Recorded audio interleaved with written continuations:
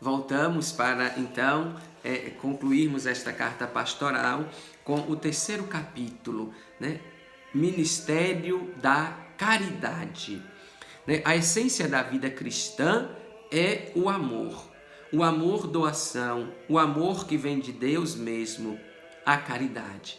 Inicia o terceiro capítulo do Armando citando as diretrizes daquela época sobre o ministério da caridade.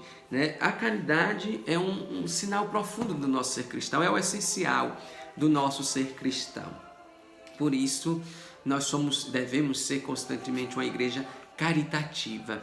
Depois gostaria muito de diferenciar um pouco com vocês o que é a caridade e o que é a assistencialidade. Ser assistencial nem sempre significa ser caridoso. A assistência mal desempenhada vicia. A caridade, ao contrário, liberta. Então, mais do que a gente ser assistencialistas, a gente precisa ser caridoso. Isso é muito importante, isso é muito necessário nas comunidades. E aqui, antes de citar alguns textos da carta que Dom Armando propõe, eu gostaria de lembrar essa caridade tão necessária nas comunidades, mas que algumas vezes são muito faltosas, porque muita gente acha que caridade é no Natal, é no período da Quaresma, fazer cestas básicas, entregar no hospital ou dar uma família carente. Isso é caridade, sim, mas a caridade não acaba, não se encerra apenas nesses gestos materiais.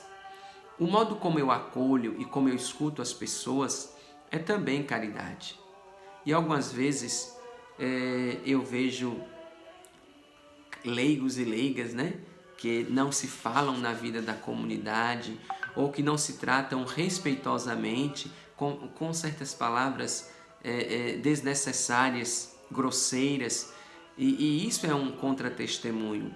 Né? Eu participo da mesma comunidade com aquela pessoa, trabalho na pastoral, trabalho no grupo, sirvo na liturgia, mas não falo com meu irmão, não perdoo. Então, ter um cuidado, isso é falta de caridade, isso é contra-testemunho do amor. Isso é importante. Então, fazer uma cesta básica é fácil, mas se reconciliar com o irmão que nos machucou e nos ofendeu, esse é um fruto profundo do amor, que na liturgia e na vida da comunidade nós aprendemos, nós vamos crescendo. É claro que isso não vai acontecer da noite para o dia, mas as nossas comunidades precisamos ser mais gentis uns com os outros. Eu vejo que vocês são tão educados com o padre, tão gentis com o padre quando chego na comunidade, mas falta essa gentileza entre vocês mesmos aí na comunidade que vocês vivem, tá bom? Lembrando que esta carta pastoral, ela foi dirigida a todo o povo de Deus, mas de uma maneira muito especial, ela foi dirigida a nós padres. Dom Armando faz esses comentários também para a nossa vida de presbíteros, no presbitério que a gente vive, na comunhão, um padre com o outro.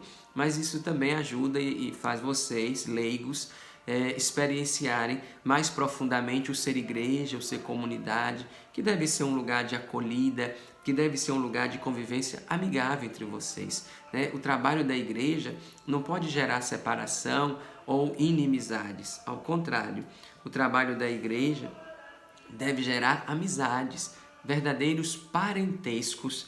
Vocês devem se sentirem juntos na vida da comunidade que você participa.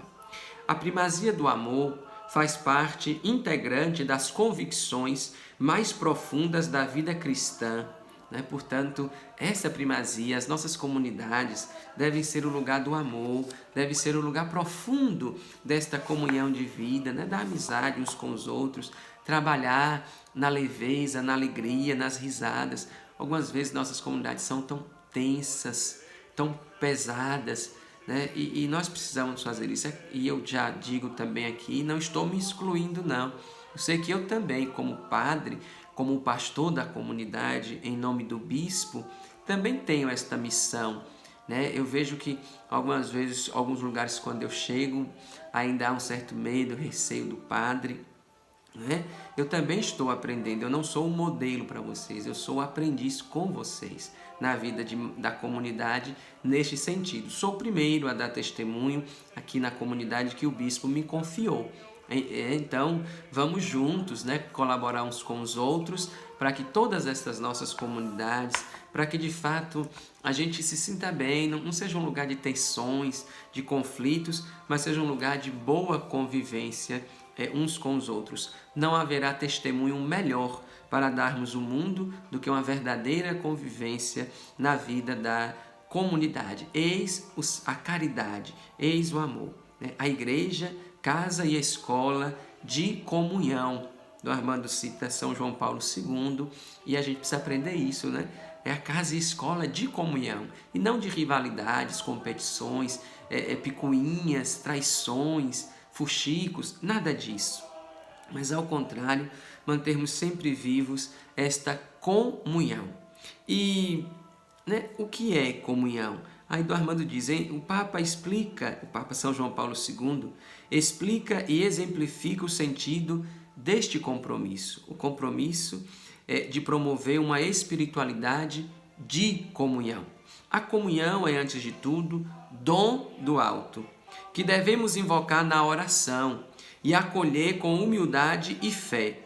Não é somente sentimento, mas algo mais profundo e estrutural que envolve a totalidade do nosso ser e as convicções mais íntimas. É construção frágil e sempre aberta, um processo contínuo e exigente. Passa pelos grandes ideais e pelas mínimas coisas. Exige autocontrole e autoformação, humildade e mansidão, ternura e compaixão, capacidade de perdoar e de receber perdão. Veja que nós somos chamados na comunidade a não só arrumar um jarro de flor, passar uma toalha, lavar o chão, fazer uma leitura, depois volta para casa. Não. Nós somos chamados a conviver uns com os outros. O nosso encontro, nossa reunião, nossas missões de casa em casa, são todas oportunidades para esta comunhão, que é Deus que dá. Eu não sou humilde, eu não faço comunhão porque quero, porque eu sou bom nisso. Não. É um dom do alto que nós devemos invocar na oração, diz o Papa. Então, pedir todo dia a Deus para que a gente seja um instrumento de unidade, de proximidade na vida da comunidade. É tão ruim quando na comunidade existe pessoa que ao invés de unir, separa. E Padre Rinaldo, ele que me permita citá-lo aqui na formação, ele diz assim que é fácil a gente separar, espalhar, mas para a gente reunir de novo depois é tão difícil. Então aquele grupo que nós já temos, aquilo que está ajuntado, reunido, não vamos espalhar não vamos dispersar, mas vamos manter esta comunhão que nos une, que nos ajuda a dar esse bonito testemunho. Então, e isso nós temos que ter um autocontrole, Eu preciso me controlar. Não vou falar tudo que eu quero naquela hora, eu vou falar, mas vai ter a hora de falar com firmeza, com mais determinação. Outras horas, outros momentos, eu vou recuar, eu vou me calar. Manter o controle, manter o equilíbrio é muito importante. Um outro sinal da comunhão que Dom Armando, durante todo o episcopado dele, pede nas nossas paróquias, são os organismos de participação, ou seja, os conselhos. Ele diz, deve-se valorizar cada vez mais os organismos de participação previstos no direito canônico, tais como os conselhos. Portanto, como ele está falando para nós padres, ele lembra os conselhos presbiterais e pastorais, mas existem também os conselhos da paróquia e da comunidade, que são instrumentos, organismos de participação, onde a comunhão se mantém. Então, na paróquia, dos muitos organismos, Dom Armando nos pede com muita insistência que ao menos 2 sejam existentes, visíveis e funcionais, que é o CPP, o Conselho de Pastoral Paroquial, né? Graças a Deus nós temos, e o Conselho Administrativo Financeiro, né? Ou seja, o conselho que ajuda a cuidar das economias. Aqui também na paróquia nós temos. Então veja que a nível de paróquia, né, nós temos o CPP, Conselho de Pastoral Paroquial. Cada comunidade, para expressar esta comunhão, também deve ter o CPC, o Conselho de Pastoral Comunitário. E esse conselho é que vai cuidar da comunidade, que vai organizar a comunidade, programar, conduzir os trabalhos pastorais. Eu vejo que aqui na nossa paróquia nós temos a realidade de organizar um grupo de festeiros para cuidar da festa dos padroeiros. Todo mundo sabe minha opinião sobre isso. Mas eu quero insistir aqui que mais importante do que esses festeiros é este conselho que o nosso bispo, iluminado pelo Código de Direito Canônico e pela experiência pastoral, nos pede. E aqui ainda faltam muitas comunidades com isso. Porque não é só ter um conselho no nome ou no papel, mas de fato um conselho que se reúna aí na comunidade para organizar, para animar a comunidade, para manter esta comunhão com o padre da paróquia e com o bispo diocesano. Então o conselho não é algo obrigatório de imposição, mas é algo obrigatório de fé, de comunhão, é um instrumento de comunhão. Também, juntamente com a pastoral do dízimo, o Conselho Administrativo Financeiro, que a paróquia tem, como eu disse, mas a comunidade também precisa ter. Não pode ser uma pessoa só para cuidar do dinheiro da paróquia ou dividir, né, o dinheiro da festa do padroeiro fica com o festeiro, o dinheiro da paróquia, da comunidade, fica com outro grupo. Não, é um grupo só que cuida, porque o dinheiro é da comunidade, todo o dinheiro. Então tem que se unir até para manter organização e transparência. Tá bom? Então, estes conselhos devem existir sim em nossas paróquias, envolvendo todos os grupos pastorais e movimentos que existam na vida da paróquia e outras pessoas de boa vontade, maduras na fé, que de fato colaboram positivamente para a caminhada e o crescimento da comunidade, devem participar profundamente da vida da comunidade.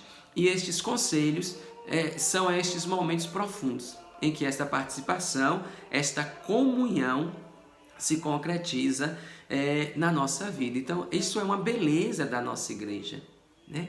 Manter os conselhos atuantes, vivos, é bonito demais, né? Vocês das comunidades, por meio do CPP, se fazem representados na paróquia.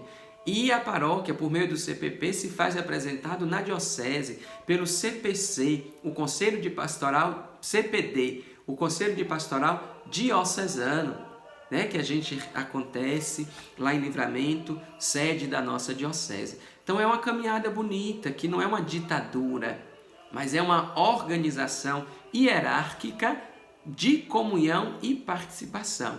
O bispo nos orienta, o padre traz a nós a palavra do bispo e do papa e nós todos trabalhamos, né? Não é uma democracia, graças a Deus, mas também não é uma imposição, não é algo que vem do alto e a gente tem que fazer e acabou. Não, a comunicação na comunhão respeitosa deve acontecer entre nós, sempre entre nós. É conversando que se entende, dizemos por aqui. E estas conversas não podem ser paralelas, pelas costas, às escondidas. Estas conversas devem acontecer em nossas reuniões, em nossas formações, quando elas voltarem a acontecer pessoalmente. E por enquanto, nesse período de pandemia, elas vão acontecer aqui virtualmente. Mas devemos manter sempre um diálogo sadio, respeitoso, direto e transparente. Isso é comunhão também, não é se calar, mas é saber a hora de falar e falar para edificar, para o bem da comunidade. Então assim, Dom Armando ainda termina esse terceiro capítulo com algo que já se faz aqui na paróquia, mas a gente tem que lembrar que isso deve ser feito sempre, não é? Que são os levantamentos da comunidade. Já foi feito antes, quando eu cheguei começamos a fazer, ter esta organização, né? Saber quem faz o quê, como está, quantos anos está, quanto tempo está, o que precisa ser renovado, quem precisa ser mudado. E não é que o faz esse ano e joga fora o do ano passado, não. Né? E juntamente com esse levantamento, o Dom Armando nos pede para que cada comunidade, para que as comunidades tenham o livro ata, né? Ou seja, e Dom Armando diz, estamos fazendo história, ou seja, a gente vai guardar a memória da comunidade, escrever a história da comunidade, né? Então, o que eu fiz esse ano, eu não vou jogar fora o do ano passado, mas eu vou guardando porque isso é uma história. O hoje é importante, mas a memória também é. Para que se tenha uma memória agradecida, precisamos conhecer a história. Então, todas as comunidades precisam ter um livro de história da comunidade, onde o secretário, a secretária da comunidade vai escrever ali os os acontecimentos mais importantes da vida da comunidade, não é? Toda a caminhada, todo o desenrolar. Então, a paróquia também tem um livro desse, que fica comigo agora, que sou padre aqui. Cada livro chama-se Livro Tombo. O livro tombo fica na mão do padre que mora na paróquia e é a obrigação dele escrever os acontecimentos mais importantes, né? Eu tenho agora escrito, depois da minha chegada, depois de todo esse acompanhamento, agora tenho escrito sobre esta pandemia que tem modificado as nossas vidas, sobre este afastamento social. Hoje a gente sabe disso, que aconteceu, mas será que os fiéis daqui 50 anos, 100 anos, como é que eles vão saber desse período que nós ficamos sem missa nas comunidades, sem reuniões, sem encontros, sem catequese? Só vão saber porque a gente de hoje escreveu para eles amanhã.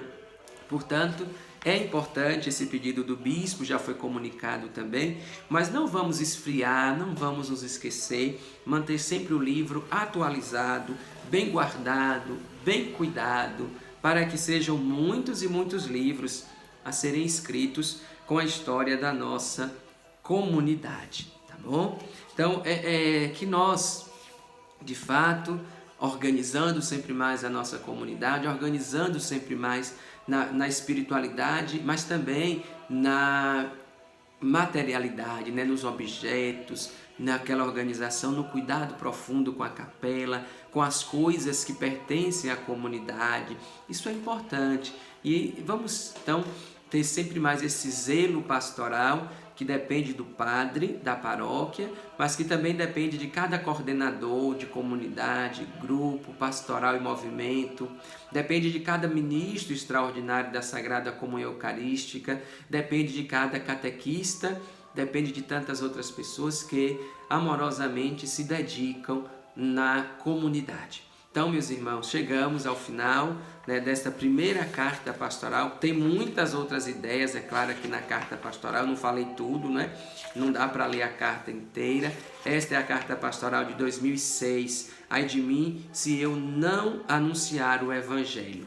Vocês que acompanharam estas 3 formações, dúvidas e orientações, podem mandar para mim as perguntas, que a semana que vem nós teremos então o início da segunda carta pastoral de Dom Armando, mas eu poderei estar esclarecendo dúvidas que estas ideias que eu apresentei, que muitos já conhecem, é claro, que não é nada novo, eu só estou partilhando, refrescando as nossas memórias, né, para que a gente não caia no comodismo, para que a gente não se esqueça dos compromissos que a gente precisa ter a vida toda na comunidade, na paróquia e na diocese, tá certo? Então até a semana que vem com a segunda carta pastoral e fiquem com Deus, um beijo no coração. Em nome do Pai e do Filho e do Espírito Santo. Amém.